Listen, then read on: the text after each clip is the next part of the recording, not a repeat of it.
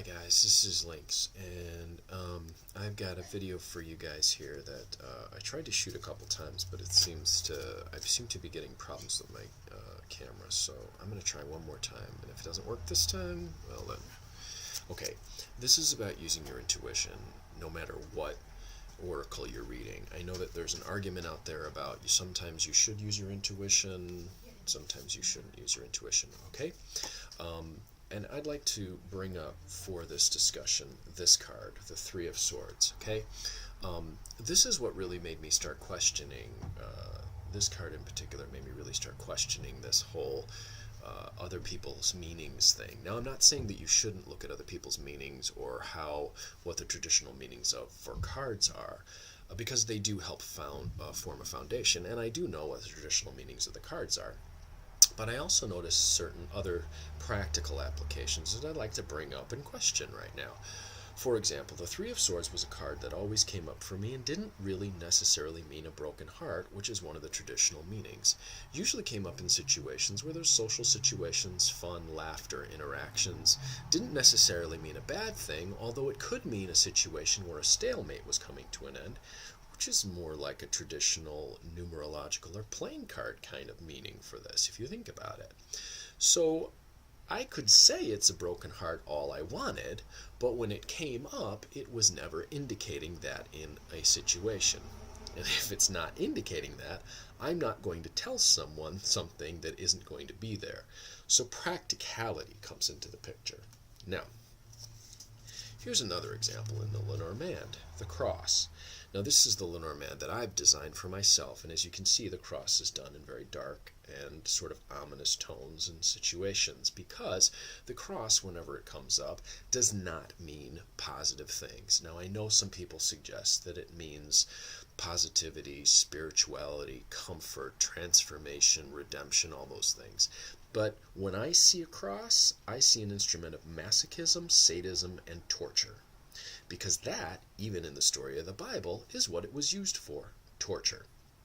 Now, there was no way that anyone was going to get me to believe that this instrument of torture indicated comfort and beauty.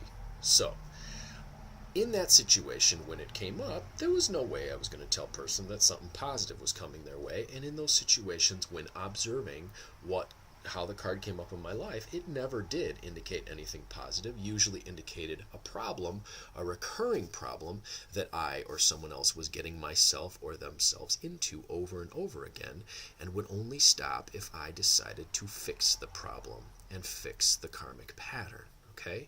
The four dots in this particular equidistant cross indicate the ability to end the curse, but the cross itself is the object of cursing. Now, in the case of the mountain, however, which indicates obstacles, I could see very much a situation of spirituality, which is why I put the eyes of the Buddha on it. This is Mount Meru in Tibet, which is what they call the central axis of the universe. In this particular case, an obstacle could be something that a Buddha would put in your place because you had made a wish or asked for something, and that obstacle was the only way that you could achieve the wish that you were asking for, because it would help you to develop the qualities to be able to get that thing in your life. To me, this seems like a much more spiritual and powerful situation than one that was simply about torture. Okay? So, in these particular cases, I would say there is no reason to read something that doesn't jibe with what your vibe is telling you. If it comes up as one thing, especially when you're doing readings for it, and it doesn't come up for the things that people are saying it should come up for, that's probably an indication that you're reading it another way, and to go with your intuition. Like I said, there is nothing I would do without my intuition. I wouldn't make pizza dough without intuition. I wouldn't cross the street without using my intuition. And I have to wonder about anyone who would ever tell me that I can't use my intuition. Because to me, that seems like an individual's trying to control me. And it makes me wonder why. Just something to ask yourself. To end this, I'm going to tell you a story that many of you may have already heard. It's about adhering to tradition. There once was a woman who used to make a roast every Sunday for her family, and she would cut off both ends and throw them in the garbage every time she made the roast. her young daughter would watch her do it and learned how to make the roast the same way, so that when she moved away and she had her own family and she was making a roast on Sunday, she would cut off both ends and throw them in the garbage, put the rest of the roast in the oven, cook it, and the family would eat it. Well, one day her daughter said to her, "Mom, why do you cut off both ends?"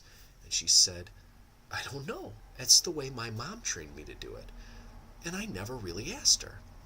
So she calls up her mother and she says, "Mom, growing up you taught me to cut both ends off the roast, throw them away, and cook it that way. Why do we do that?" The mother says, No, I didn't teach you to do it that way. It's just that I never had a big enough pan to hold the whole roast. Now I got a big enough pan, I keep the whole thing." So ask yourself, why are you adhering to a meaning if it doesn't show up that way for you, or it doesn't match what your understanding of the imagery or symbology is? Just something to consider. Now, if you guys have any questions, as always, put them in the comments below, and I'll be happy to do my best to answer them. And if there's anything you guys would like a video on, go ahead and put that in the comments below, and I'll also do my best to answer that. I hope this helps, and remember, I am not the be-all, end-all of divination. This is just my experience, and if it helps a few, then I've done my job.